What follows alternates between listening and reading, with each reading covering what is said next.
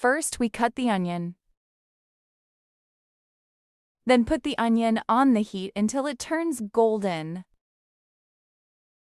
Then add the duck liver and gizzards and mix them together.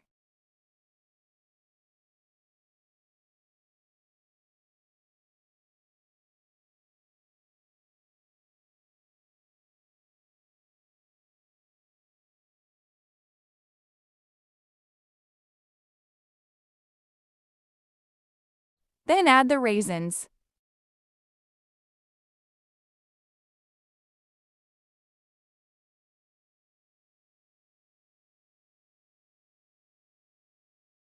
Then add a pinch of salt and black pepper.